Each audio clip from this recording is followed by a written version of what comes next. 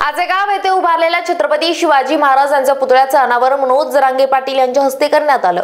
यावेळी मनोज जरांगे पाटील यांनी महाराष्ट्रातील प्रत्येक गावात लोकांच्या अडचणी सोडवण्यासाठी एका सेवकाची नियुक्ती करणार असल्याची घोषणा केली।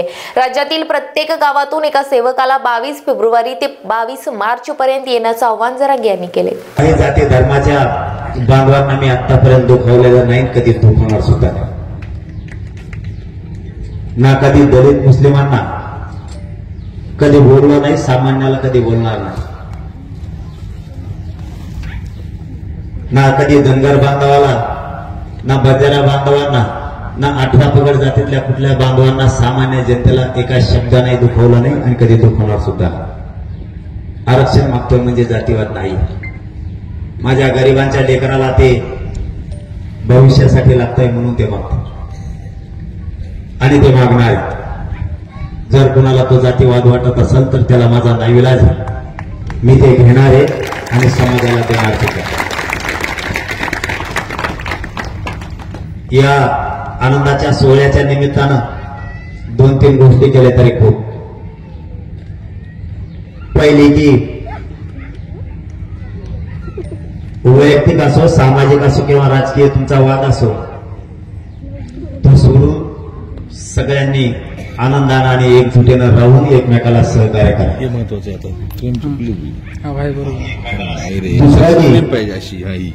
सगळ्यांनी व्यसनापासून लावणार।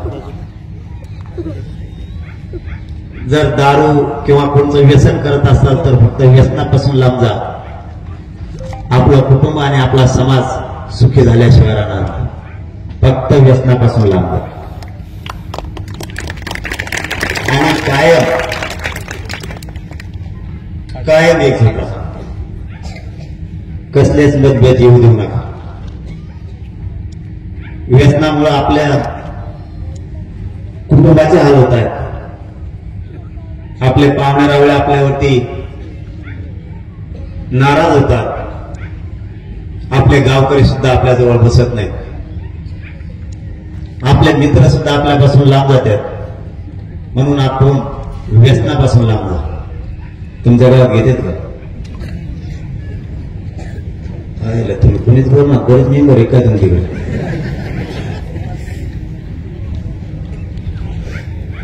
तुमच्या पाया पडून सांगतो, घरी गेल्यावर एकदा लेकराकडे बघा। सकाळी गेलेला बाप संध्याकाळी कसा येईल हे कुटुंबाला आणि आपल्या लेकराला चिंता असते। तुमच्या पायात हात लावून सांगतो, फक्त व्यसनापासून लांब। आपली प्रगती कोणी रोखणार नाही। आणि बांध ठोकरायचं कमी करा, बांध ठोकरू नका एकमेकाची। त्या 1.5 फुटाच्या बांधासाठी 5-5 पिढ्या आपले लोक एकमेकाला बोलत नाही। आपल्याला हा बदल करावा लागणार। लोक म्हणायचे आपला समाज ऐक्यात नाही आला, लोक म्हणायचे यांना कधीच आरक्षण मिळू शकत नाही, मिळालं। एकजुटीत किती ताकद आहे हे आपण सिद्ध करून दिलं। म्हणून काही गोष्टीत आपल्याला परिवर्तन करावं लागणार आहे, मनाचंही परिवर्तन करावं लागणार आणि पुढच्या काळात करा।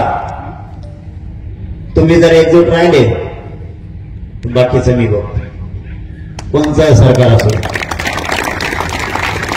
जोपर्यंत तुम्ही जिवंत आहे तोपर्यंत तुमच्यावरती जे संकट आहे सगळ्यात अगोदर मी झालेले शब्द आपला शिवजयंतीच्या निमित्तानं फक्त आपण आपल्या अंगावरती जायचं बंद करा, जाऊ नका। आणि 22 फेब्रुवारी पासून ते 22 मार्च पर्यंत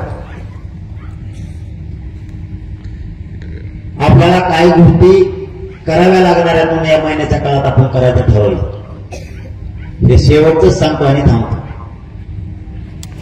हा समाज एकत्र आला, पण गावखेड्यातल्या गोरगरिबांच्या अडचणी आणि समस्या खूप आहेत। नुसतं एकत्र येऊन उपयोग नाही। एकत्र आलो, एकत्र आल्याचं योगदान व्हायला जाऊ दिलं नाही। समाजाला नाही मिळणार आरक्षण दिलं, राहिलेलं सुद्धा मिळत। छोट्या छोट्या इतक्या समस्या आणि अडचणी इतक्या ते सोडवायला कोणीच नाही। गावात नेमकं आपल्याला आलेली अडचण सांगायची कुणाला? हा गाव खेड्यापासून शहरापर्यंतची सगळ्यात मोठी समस्या. आपल्याला प्रत्येक गावात सेवक म्हणून एक का होईना माणूस द्यावा लागणार आहे, म्हणजे सगळं गाव त्याला त्याच्या अडचणी सांगा. आपल्याला हे करावंच लागणार.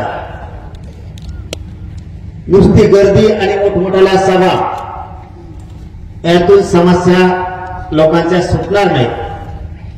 लोकांना हाक मारली की लोक लाखात एकत्र येत आहेत, पण त्यांच्या आडी अडचणीचं काय? गावात येणारी अडचण गोरगरिबांनी सांगायचे कुणाला? एक सांगायला त्यांना हक्काचं ठिकाण आपल्याला द्यावं लागणार. आधार जे म्हणलं जातं ना,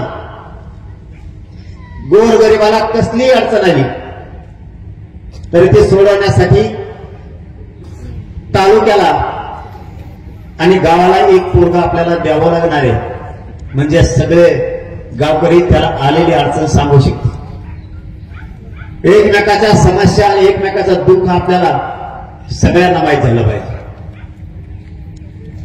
एखादा विषय होऊन गेल्याच्या नंतर आपल्याला 2 ते 3 महिन्यानं कळतो, तोपर्यंत त्याने सगळं सहन केलेलं असतं. मग मुलाच्या शिक्षणाचा असू द्या, मुलीच्या शिक्षणाचा असू द्या, त्याचा हॉस्पिटलचा असू द्या, पोलीस स्टेशनचा विषय असू द्या, किंवा पंचायत समिती तहसीलचा विषय असू द्या, कलेक्टरचा विषय असू द्या, छोट्या छोट्या कामात सुद्धा शेतकऱ्यांपासून गोरगरिबांना अडचण येते, त्यांच्या अडचणी सोडवायला कोणी नाही.